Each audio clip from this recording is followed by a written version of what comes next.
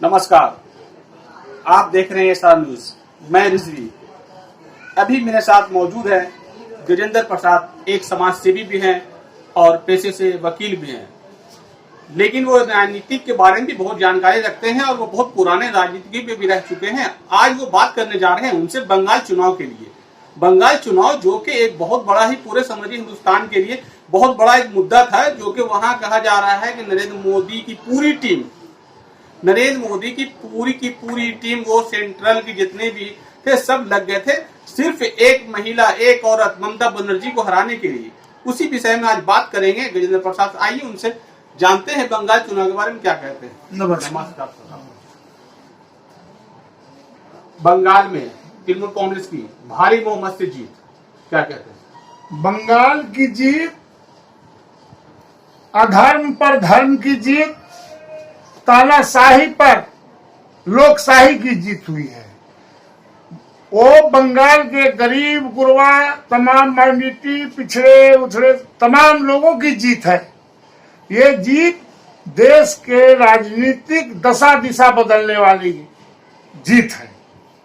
अगर बंगाल की गड़बड़ी हो जाती तो तानाशाहों का मनोबल ऐसा हो जाता कि वो देश को के किसी भी नेता को कुछ समझने को तैयार नहीं थे। ममता बनर्जी तृणमूल कांग्रेस अकेली महिला, पूरा सेंट्रल बीजेपी की टीम, मुख्यमंत्री हो, प्रधानमंत्री हो, केंद्रीय मंत्री हो, सब लग गए, लेकिन फिर भी कुछ नहीं कर सकते सर। वो तो ममता बनर्जी के साथ कॉन्फिडेंस था कि हम जीतेंगे ही। बराबर कहते थे कि खेला हो वो 2 तारीख के खेला हो वो। और आपका प्राइम मिनिस्टर एक कॉमेडियन के तरह कह रहे थे कि टीएमआर खंड खंड भेलो दीदी, टीएमआर खंड खंड भेलो। और जहां तक उनका व्यक्तित्व का सवाल है, अकेले तो थी चट्टान की तरह अड़ी हुई, कितने लोगों को मिलाया, इनके लोगों को मिलाया, लेकिन जरा भी नहीं जीती और कही हम ही जीतेंगे। और इसमें बिहार के विरोधी दल के नेता तेजस्वी प्रसाद यादव और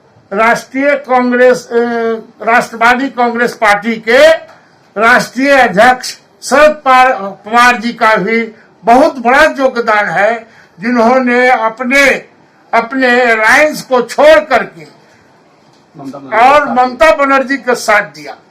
बिहार में आपको मालूम होगा कि बिहार में कांग्रेस, आरजेडी और सीपीएम लेफ्ट फ्रंट का एक ऑर्गेनाइजेशन है, लेकिन तेजस्वी प्रसाद यादव ने अपने विलक्षण प्रतिभा और सूझ का परिचय दिया कि अपना हित को नहीं सोचा, देश हित में राजद से फैसला लिया और ले जाकर के वहां वेस्ट बंगाल में ममता बनर्जी के साथ कदम से कदम मिला करके चलने का काम किया और उसमें भारी सहयोग दिया। जो बिहारी वोटरों पर इनका अच्छा प्रभाव था, उसका भी ये द्योतक। और कहते हैं, हम आपको मालूम होना चाहिए कि शरद पवार कोई मामूली हस्ती नहीं थी।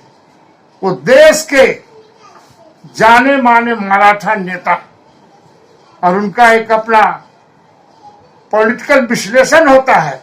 उस विश्लेषण में उन्होंने भी अलायंस का ध्यान नहीं दिया, जबकि महाराष्ट्र में शिवसेना की सरकार में वो कांग्रेस के साथ मंत्रिमंडल में है। भारत के गृह मंत्री अमित शाह ने कहा था बंगाल में 200 के पार, 2 मई आई दीदी गई। ये इन लोगों का तो ऐसा ही है, बोल के हड़का देना चाहता है, बोल करके छाना चाहता है। लेकिन तृणमूल कांग्रेस की नेत्री ममता बनर्जी उसका कोई ख्याल नहीं किया और बराबर बोली कि हम सरकार मेरी बनेगी। हम आपको ये भी बताना चाहते हैं कि तेजस्वी प्रसाद यादव का और हमारे मराठा नेता शरद पवार जी का जो डिसीजन हुआ वो देश हित में हुआ। वो देश को प्राथमिकता दिए, दल को और अपने स्टेट को नहीं। देश हित में था कि ममता बनर्जी को जीतना चाहिए। अगर नहीं ममता बनर्जी जीतेती तो आज देश का पॉलिटिकल धारा एक दूसरे तरह का होता, जिसको मैं कह चुका हूं कि तानाशाही और सांप्रदायिक शक्तियों का बोलबाला हो जाता है। मगर ममता बनर्जी को एक अफसोस रहेगा, अपना सीट उन्होंने नहीं बचा पाए नंदीग्राम से सुरेंद्र अधिकारी से, ऐसा क्या हुआ सर? देखिए, हम लोग कहते हैं कि निष्पक्ष होना चाहिए, निष्पक्ष होना चाहिए। इलेक्शन कमीशन भी अपना चरित्र और चेहरा दिखला दिया कि कैसा है, इम्पार्शियल है कि पार्शियल है। ममता बनर्जी को विजयी घोषित किया गया, लेकिन अंडर प्रेशर लेट नाइट में उस फैसला को बदला गया। उसमें पेपर में हम पढ़े हैं, तो इलेक्शन कमीशन के आदेश पर, और भी कौन इलेक्शन कमीशन, बिहार अभी बंगाल इलेक्शन कमीशन नहीं, सेंट्रल इलेक्शन कमीशन इसमें इंटरफेयर किया। और सेंट्रल इलेक्शन कमीशन मतलब होता है कि एक ममता को क्षेत्र में तो नहीं हरा सके, तो प्रशासन के बल पर अमित शाह और नरेंद्र मोदी प्राइम मिनिस्टर ने उसको हराने का काम किया, और हरा करके और उसी में संतोष लेने का काम किया कि इंदिरा अगर एक सीट में वो नहीं हारती, वो हार ही गई, तो उसे तो तमिलनाडु का तृणमूल कांग्रेस का सरकार बनने से कोई रोक नहीं सकता है, और ममता बनर्जी को चीफ मिनिस्टर बनने से कोई नहीं रोक सकता है। लेकिन ये अपना चरित्र और चेहरा इलेक्शन कमीशन भी दिखला दिया, और प्राइम मिनिस्टर और होम मिनिस्टर का तो कहना ही क्या है। बीजेपी कह रही है कि हम लोगों ने बहुत अच्छा वहाँ काम किया, 3 सीट से हम लोगों ने 70 पार कर लिया, ये हम लोग के लिए उपलब्धि है। अब मतलब चेंज हो रहा है उनका वर्ड, पहले 200 के पार 2 में ही जीती गई, अब बोलते हैं कि 3 से 71। इसको कैसे देखते हैं? ये लोग है ना, नदी पार करने में एवरेज लगाते हैं बाल बच्चों का लंबाई देख करके। अरे जीत जीत होता है, एक सीट से जीत और 100 सीट से जीत। हम लोग जनता पार्टी में 77 में कांग्रेस का हवा उड़ा दिया था, 0 का 0 हो गया था, और तुरंत 80 में चुनाव हुआ, 79 में चुनाव हुआ, फिर कांग्रेस आ गई। ये कोई सवाल होता है कि हम 3 से 13 पर हो गए? अरे पहले 200 कहते थे, 200 प्लस कहाँ गया? बोली बंद है।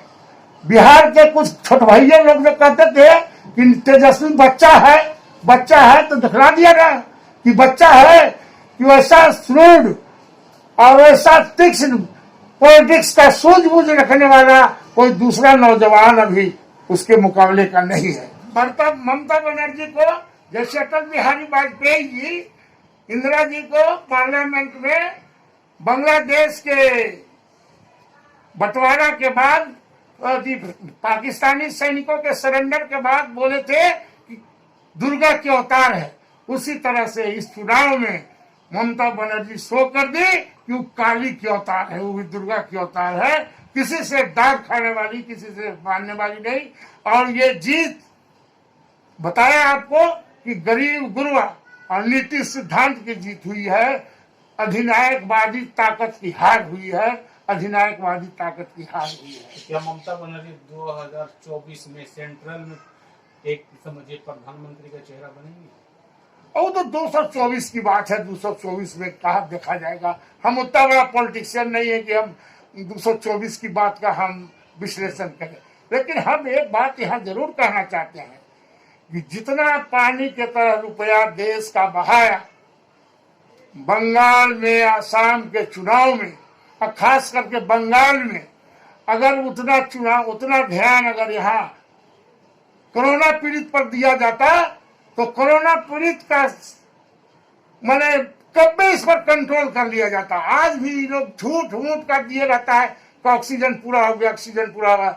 हम लोग न्यूज सुनते हैं तो हर जगह ऑक्सीजन की कमी है। वहाँ बन्ना गुप्ता हेल्थ मिनिस्टर है झारखंड में, वो कल बोल रहे थे, हम न्यूज सुन रहे थे कि हम तो कहे थे कि आपको 15 दिन लगेगा ऑक्सीजन जाने में। अब 15 दिन में देश का क्या हालत होगा? आपने तो साफ तौर पर कहा है कि चुनाव आयोग की वजह से कोरोना इतना फैला, उसकी जिम्मेवारी पूरा चुनाव आयोग पर डाल दिया था। चुनाव आयोग पर हाईकोर्ट कहा है, हाईकोर्ट के आदेश पर हमको टीका टिप्पणी नहीं करना है, लेकिन प्राइम मिनिस्टर और होम मिनिस्टर के मैंने कुछ सशंकित होकर के वो इलेक्शन कमीशन पर, इलेक्शन कमीशन का मतलब है कि प्राइम मिनिस्टर और होम मिनिस्टर का इसमें डायरेक्ट हस्तक्षेप है। और तो आपको मालूम हो गया कि जीती हुई ममता को हरा दिया रात में। आज देश का रीढ़ किसान है, 6 महीने 8 महीना से हड़ताल पर है और इसका कोई ध्यान नहीं है। न प्राइम मिनिस्टर का ध्यान है, न होम मिनिस्टर का ध्यान है, जबकि 2 कंट्री में होते हैं मुल्क। एक शब्द कभी किसान के बारे में, चाहे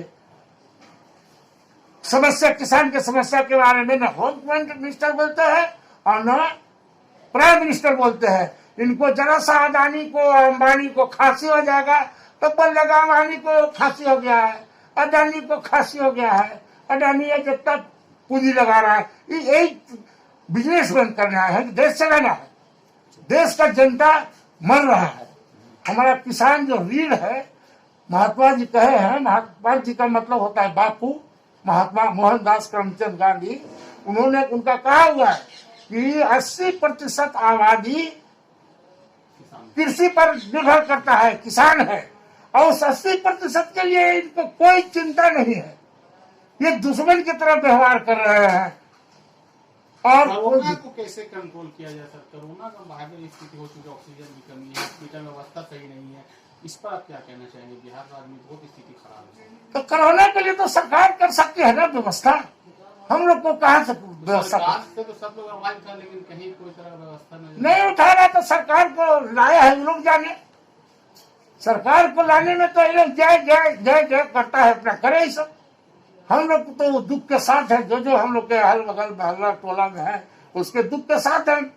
लेकिन सरकार के काम को तो कोई व्यक्ति कर नहीं सकता है, यही व्यक्ति की बात है।